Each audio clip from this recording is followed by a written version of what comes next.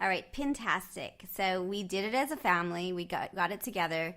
So when you first sent it to me, I thought, oh, I don't know, this seems ridiculous. But then we had a kitten in the house, and the kitten kept knocking over all the pins, taking the pins. I'd find a pin in the kitten's mouth. It was out of control. So I'm like, oh boy, I know, because it was under 8 weeks. It was a really tiny kitten. So it was freaking me out. So we got the Pintastic out. And we put all the pins in there, and I think I really like it a lot, because at least if you have like kids or kittens or other things that are going to get into the pins, this is really great, because they cannot get into it. And then it's really convenient to be able to have them. So that's my plug for this, because I was not sure about it. And then I wanted to know, how did you come up with the idea from Pintastic? And it's also is it patent pending, or it's got patent, you've done some intellectual property work on it? Yes. Pintastic came to me when I was pulling a tissue out of a tissue box. And you know how another one pops up? Yep. When you pull a tissue out? I kept thinking, is there a way we can do this with pins? There's a lot of ladies in our industry who have those long fingernails that are acrylic, or I don't know what they are, but they're long, and they are hard, and they have a hard time grasping pins. We also have a lot of ladies in our industry who have cut the tips of their fingers, or the pads of their fingers, with a rotary cutter. Oh. And so they have little filling in the pads of their fingers. Oh my gosh. So my idea was, what if we found a really easy way for them to grasp a pin due to arthritis, due to their pads being low feeling, due to their fingernails, and that's how we started the process.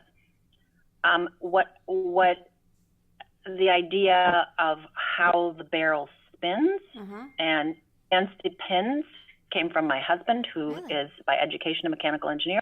Very cool. But when we actually took it to the designers, it got really big, and I don't like the size of it. It's not expensive, it's just big. Yeah. So it's not been a success for us by any stretch of the imagination. And does it have to be? It is big, but if you could sort of strategize of where to put it. But is there a way to make it smaller, or is it because of it has the motor in it that or the size of the pins? What makes it big? It has to have a barrel to spin to. Eventually what it does is it vibrates the weight of the head to one end so it can feed it down the channel. Interesting. Yes, it has to be that big. Interesting. And probably not interested in investing any more money to make a smaller version, because I still got a lot of these to sell. Well, I had to make it in China because it was expensive. Interesting. So do you feel like as an inventor and entrepreneur, you sort of some work, some don't? Yes, I feel that way. But I will say, I've been here 24 years, and I think I've developed well over almost 200 products. Amazing. Most of them haven't been that technically difficult or that much of an investment. And so we have more successes than we do failures. It's really interesting. But for those out there, other entrepreneurs, quilt entrepreneurs, that's just part of the process, right? Do you feel like it's the success or failure is based on what? Do you know when it's going to succeed, or is it a surprise when it fails? Like, do you get it? Have you learned? Do you learn over time? Well, I should be able to call it pretty well, right? I should know this. I've done it 24 years. I can tell after the first 2 hours that Quilt Market opens if a product is going to succeed or not, if it's going to be a runaway or not. I can tell in 2 hours. But it's Quilt Market. Do you think that I thought for 1 minute those little mug mats would sell? No. And we can't print enough of them. Really? So sometimes the T-shirt quilting program. Yeah. I thought, don't know. Can't make enough of those rulers. Really? You sent one of those. My daughter and I are going to try it. I think I know, Elizabeth. Yeah. Are you there still? So are you there? Oh, hold on. You've I bet you disappeared. will. Yeah. Wanted to go off to college with a little bit of his high school past with him, and he did, with a beautiful T-shirt quilt that represented all his sports in high school, and it was the one thing you can really get men interested in quilting if they are not so much interested in it. That's really interesting, the T-shirt quilts. Yeah, it does seem to cross over to people who aren't quilters or may not even like quilts, but then they see the T-shirt quilts and think, oh, I want one of those, which is really interesting.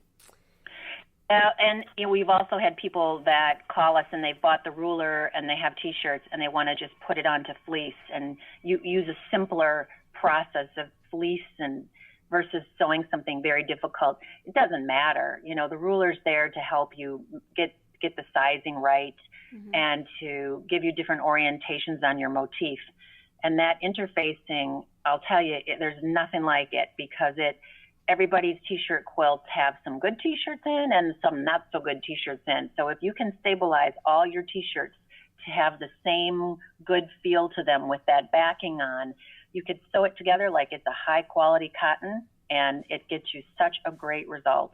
It's really cool. We haven't tried it. I can't wait. So we'll have to chat more once we do that. The other thing you sent, I forgot, was the ruler where you put it down and you have the 0 and then you count off and it has the slats. That ruler? You know what I'm Shape cut. Yeah. I think okay, so. That's our number one selling product.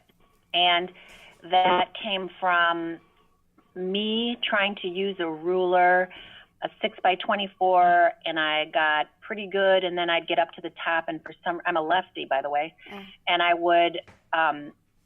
I'm a lefty, and of course, when you're taught to rotary cut, everyone's right-handed, and I would always my 24-inch ruler at the very top, I would always lose. I'd have a little slipping problem. Yeah. Well, I was thinking, I have a strong math background, and I'm like, hey, wait a minute. What if you didn't, what if we approach this a different way? And you leave the ruler intact and just cut the strips within the slot. Yeah.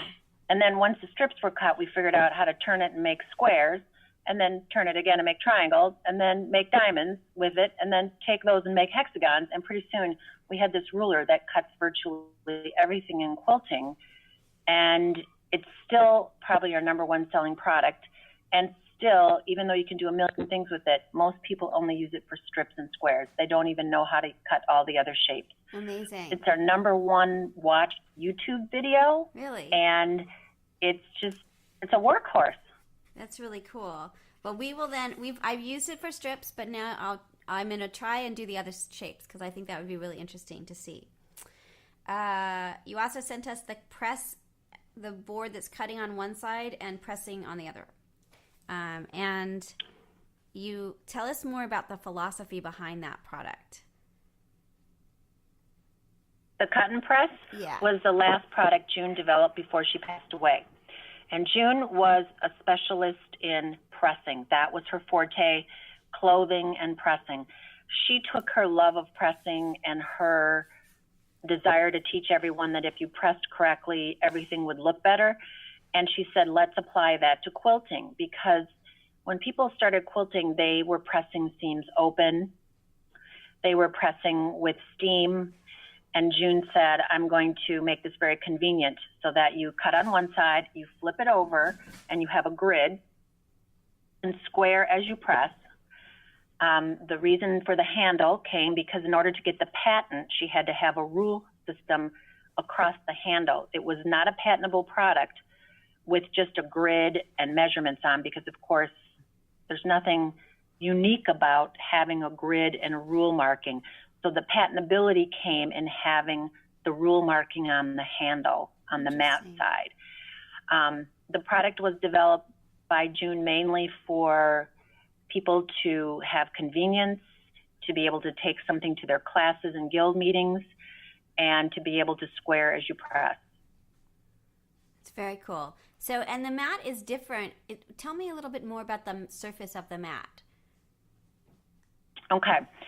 Also developed by June. I cannot take credit for that.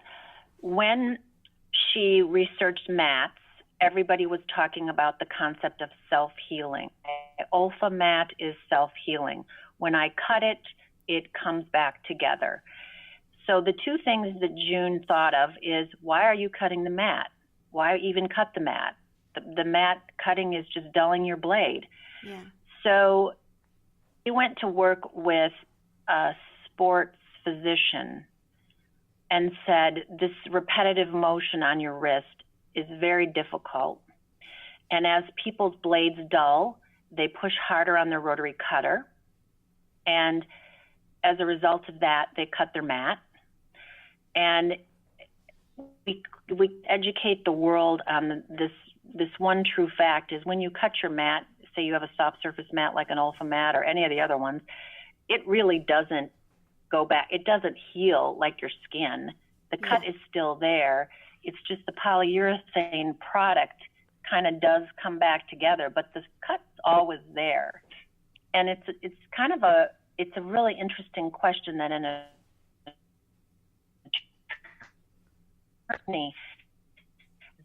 the cut doesn't heal like your body. Anyway, June said, I can't deal with any of this. I got to change the process. Why not just cut the fabric? So the surface that she invented was a hard surface mat that had a little texture to it. The texture helps hold the fabric in place so it's not so slippery. The hard surface keeps your rotary cutting blade gliding on the surface, not cutting into the mat. The other benefits of having a hard surface mat, we're a Wisconsin-based company. If you leave your rotary cutting mat in the cold, cold weather, it won't warp. If you live in Arizona and it's 107 degrees in your car, it won't warp from the heat. That's great. So it doesn't warp, it doesn't crack, it doesn't smell bad, like some polyurethane mats smell bad because of the oils in the plastic. So she completely changed to a hard surface mat. We are the only company that has a hard surface mat. And if I had the opportunity to give everybody the explanation I just gave you, we would probably be much more successful with it. But like Scotch tape and Kleenex, people think Olfa and that type of mat is the one to buy. We have our mats in one chain. They're in Hobby Lobby, and they do very well. Interesting. But most people have been taught on a soft surface mat, and they think self-healing means it heals like a wound. Is there a different strategy on using your mat versus the self-healing mat? Is there anything that you do differently to cut on your mat? Yes. We tell people this. Let's start at a clean slate. Take a new blade, put it in your cutter, cut on the June Tailor mat, and cut on a soft surface mat. You will not have to push down as hard on the blade. No, you don't. It glides. The whole idea is that you're not exhausting your wrists so much. Yeah. But that's a really hard concept because people are used to pushing down really hard. Yeah. And so they have to learn to cut a little more gingerly, with less pressure. And is it slippery? Is there any issue of like how you put the fabric, or is there anything different that you do versus the other mat? Is there any strategy, or is it all the same? No, we just, the nature of the material of soft surface mats kind of holds that fabric in place. Yeah. Ours has the grittier feel, so that kind of holds it in place. Yeah. So we needed to, smooth would not be good. Smooth would be slippery. Yeah. That's why it has that little gritty texture to it. Stuff. Got it. Cool. Well, Jill, this is super great. I think that we're at the half-hour mark. I think we should do this more because I'm learning a lot and it's super interesting. And I imagine others will be super interested in the behind the scenes of these products. Does that sound like a good thing? We're finally launching next week, which I'm super psyched about. And we'll just go in from there. But I feel like I know more when I talk with you. So it's really fun. And your products are cool. So thank you. Cool. Well, why don't we set up another time? I'm going to look at the video for the kiosk thing, and I'm going to make a mud mat and do some other stuff that you sent, so we can talk about that. and let's set up another time to talk. And maybe we could do this like a once a month thing, and we can air it or something like that, so that we have. Okay. Will you send the invitation again? Yeah, I totally will. That sounds great. And then anything you want to, if I think in terms of strategy, I have stuff already for the next one, and we can record it.